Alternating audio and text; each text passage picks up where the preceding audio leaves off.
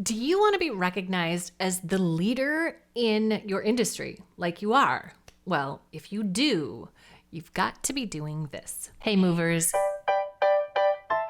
it's Sally Z with Be Moved. Let's go create some talks that will move this world. We're going to talk with amazing speakers, share tips, tricks, resources, and we are going to be moved so that our audience can be moved. This moved me. What is moving you? Hey everybody, welcome back to This Moved Me. My name is Sally Z. I am your virtual speaker coach. If I am new to you, I'm so glad that you are here. And I empower purpose-driven entrepreneurs and coaches and changemakers like you to leverage the power of speaking so that you can grow your impact and your influence and finally leave self-doubt and obscurity in the dust. It's a little long, but I like it. And today, what is moving me is the difference between being a topic expert and what we really want to be, where we really want to be going, which is thought leadership. So what's the difference between a topic expert and a thought leader? Well, there is nothing wrong with being a topic expert. Like, many of us identify as topic experts, right? And that's an important place for us to start because we build our businesses on knowing something, experiencing something. So topic expertise is often where we start. But topic expertise alone, just knowing something, really doesn't help you build towards where we want to be going, which is recognition, authority, and most importantly, a bigger impact. And if you are leveraging speaking in the right way, well, thought leadership, in other words, recognition, authority, impact, it's really a natural result. So if you haven't already started making the shift from information giver and here's all the things that I know into a more influential role, well, we're going to lay the path out for you today to do that. Before we dive in, I have some super exciting news that I really hope you are going to take advantage of over the next few weeks. I'm going to be launching a new mini-series. That's what I'm calling it. I think I've decided. It's a video mini-series all about how to double your business with speaking. That's right.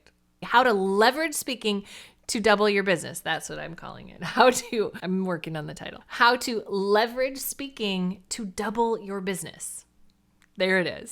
Subtitle, because I love subtitles. And make more money, grow your audience, have the impact that you've always wanted to have without all the overwhelm and the stress that typically comes with it. There's so much to say. Titles are hard. Now, this mini series is 3 short videos. And then together we come together for a live experience on day 4. I'm so excited. These 4 videos are like power-packed, full of insider information about how you can leverage speaking as a powerful tool in your business and ease the time crunch of speaking while maximizing the benefits. We're going to ease the pains and we're going to maximize the benefits. Speaking is hard enough. Let's not overcomplicate things here. I'm going to show you the path to simplify your approach to speaking so that you can use it in the best way. So if you want to leverage speaking in your business and treat it less like a distraction and more like the powerful catalyst that it is, this 4-part mini-series will show you how you can use speaking to save you time, make you more money, and grow your business. But you've got to sign up. So come join us at bemoved.com/leverage. That's LEVERAGE. Gosh, I hope I spelled that right. Leverage. Okay. So many people come to me already with total expertise. Like they are experts in their fields. Maybe the world doesn't know it yet, but they know their stuff. Otherwise, they wouldn't really want to be sharing it with other people. If that's you, you've probably been sharing that expertise already. Maybe one-on-one coaching. Maybe you have been teaching internally within a company or an organization, or maybe just your own career path has taught you a lot and you want to turn around now and share it with others. But maybe you're also listening to this conversation knowing that you've hit some kind of ceiling. Being a topic expert only gets you so far. Maybe you've been feeling some of this, like if you're feeling stuck at a particular level of speaking. In other words, you're doing all the workshops, but you would really like that keynote spot or that headliner spot or in the summit. You're ready for that next stage. Maybe you are really dreaming of giving more of that TED style talk, that leadership talk, like Brene Brown, Simon Sinek. We've got all of our regulars that we think about. Like, that could be you. I want that. Or maybe you're just not able to break through and create that level of engagement and recognition that you'd like with your audience. And you're watching your competitor make headway and you're like, how come they are and I'm not? Well, I would connect at least part of the reason you're facing these challenges could be because you are more of a topic expert than you are a thought leader. And to be a keynoter, to get on the TED or even the TEDx stage, to be seen and recognized within your industry, well, you have to shift your approach. Now, when I was in high school speech, any speech geeks out there? I love you, speech geeks. I was a speech geek. I really loved speech in high school. There were two pretty similar categories. So if you're already a speech geek like me, this is not news to you. But there were two categories that were pretty similar. There was informative speaking, right? Which isn't going to make a lot of sense. It's called informative speaking. You share information about a topic that's interesting and, informative. And then there was oratory or oratorical speaking. Another word for persuasive speaking. Now, oratory was about finding an interesting topic and knowing about it and delivering it well, but it was also about sharing a point of view.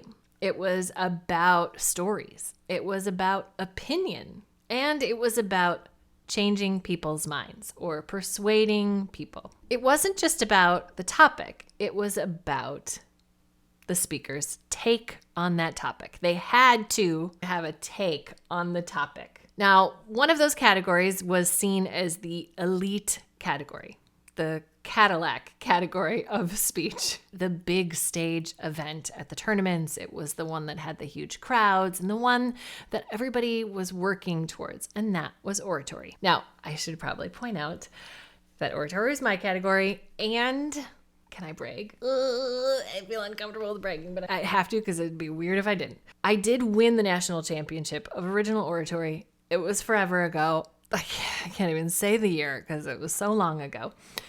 It sounds both fake and awesome, and it was. I mean, it was awesome. It's not fake. It's real. And fun fact, this is a title shared with Tom Brokaw and Shelley Long, and Oprah Winfrey was also in that category. She was a total player. But to be fair, if you're impressed by that, it was also shared by hundreds of other people that you've never heard of. So, and I'm one of them. But here is the thing that I want to admit to you. As an orator, I never really understood informative speaking. I was kind of like, how do you not try and persuade people in this moment? I mean, isn't the point of sharing information to do something with it? Don't you want people to change their minds about something? I mean, at the end of the day, and I say this with love, info speakers, I just kind of found it uninspiring. But you know what? The point was not to inspire. The point was to inform. And this I think of as the basic difference between a topic expert and a thought leader. Informative speaking versus persuasive speaking. Now, a topic expert knows things. They have experience in that topic. They're typically knowledgeable. They have probably experience that has led them to their knowledge. And a thought leader takes all of that expertise. You've got to have all of that as well. And then a thought leader puts it into context and makes it meaningful. So let me put it this way. A topic expert is known for what they know. And a thought leader is known for what they know and for who they are. They inform and persuade. They educate and inspire. So, does your audience know who you are? Have they heard your stories? Do they know what you believe? Which is really different than what you know. There are many people out there, and I see you. You are stuck in informative speaking. You're stuck in teacher mode, topic expertise. And I get why. It can feel like safe zone. It's like, this is the place where I want to stay because I know things and people can't question me on it. And it just feels way less risky. And you're like, can't I do a keynote on what I know? I mean, that's way less vulnerable, way less risky. But if you get stuck in topic expertise mode, and a lot of people are, you will never take your place out front as the authority that you are. So here is what we need to embrace if we are really going to set foot on the next bigger stage, that we're going to get that TED Talk and we are going to get that keynote moment out front and we're going to become the go-to recognized person in our niche and industry. Here's what we need to do. Number one, you need to make sure that you are sharing your take on the topic. Now, this seems pretty obvious, but taking your knowledge and then drawing a line in the sand about what it means, well, that's what we do as speakers. And yet, how often are you pausing and thinking, this is too risky, too vulnerable? This might not go over so well with people. This might ruffle some feathers. I always tell my speakers that we need to use risk not as this thing to be careful about. I mean, there's limits to everything. But what happens when we instead turn and use risk as our compass? We reorient our content towards risk. That's thought leadership. Staying safe as topic expertise is fine. It's fine. But it's also fine. And you are here because you have something to say. So as you step out front, what comes right alongside it are a few other things: discomfort, risk, and vulnerability. And if you really want to do all those things that you're telling me that you want to do, then you have to embrace all of those pieces too. You want to get out on that next bigger stage? Time to embrace vulnerability and risk and discomfort and declare your take on the topic. So the second thing that we need to do is to own our differentiation. I want you to own your differentiation. Like, have you defined for yourself where you zig and other people zag, right? What's different about you? As entrepreneurs and coaches, you likely have already done some branding exercises and work, really thinking about, okay, what makes me me? Defining what I like to call your superpower. It's authenticity. We love this word. We love this word. And people are also really tired of this word. It's elusive. It's sought after. It's sorely needed still. But basically, it's full self. You, a 3D version of you, a real person, not like fake you, not polished up you. I mean, sometimes we polish up a little bit because the context calls for it, but more often than not, we are not dialing up what makes us you. We're dialing it down, and we need to dial up what makes ourselves different and unique, our zig to their zag. Let's see it. Because nobody else in your industry does it like you do. I mean, let's just pause on that for a moment. Let's just give it a moment. No one else in your industry does it like you. That is a gift. That is a gift. We don't dial down the gift, dial up the gift. Dial it up, people. That's what we want to bring out front. Now, the third thing that we have to do to shift from topic expert to thought leader is we need to make people feel, not just think. We want to make them feel. For many of my students in the Signature Talk studio, there comes a point when they feel this tug of war inside where they're like, oh, it's just so inspirational and I feel like I'm not giving enough educational and I just want to make this tangible like they're used to sharing. They're not wrong. We need the tangible. We need the educational. We want the value. We got to make sure people are getting from this what they need. But this resistance to shift into the personal, the risky, the inspiration, I just want to say like, here's what I know. But if we want to make people feel, then you have to feel too. It's true. Now, here's the thing. We need both, and we can do both. We've got to bring both. Okay? All inspiration, nobody's going to take very seriously. All education is fine, but we're going to do so much better than fine. We've got to make people feel if we want them to change their ways of being. We use the power of the educational approach because people like the actionable stuff. But if we don't ever shift into inspiration, people don't know why all that information matters. It never becomes more than a list written down in their notebook that never goes anywhere. And as somebody who spent a lot of time studying persuasion theory, what I can tell you is that logic alone does not get you there. It's highly unlikely that anyone will be persuaded unless you can get your audience to do this one thing, and that is to feel. That's what thought leaders do. They make us think and they make us feel. Otherwise, they're just a topic expert. We need to take what we know and then learn how to get people to care about what we know. When you think about those bigger stages, we're talking about actually moving people. When that is the goal, and that is our goal, it requires us to get people to both think and feel. That's what all the best speakers do. So you have likely been giving people really valuable information for a while. Awesome, good on you. It's a powerful place to start. So we're going to take all that experience, all that expertise and what you know, all that information. And now we're going to say, how do we get people to care about this? We're going to start getting our audiences to feel something. Without it, you're stuck in informative speaking. If we don't move people, we're leaving recognition, authority, and impact on the table. Here's how you do this, okay? Let me get right to it. Thought leaders have a signature talk. Topic experts have lots of different workshops that they're providing to people, but thought leaders have a signature talk. They have a message that is scalable, repeatable, and powerful because it is personal to them.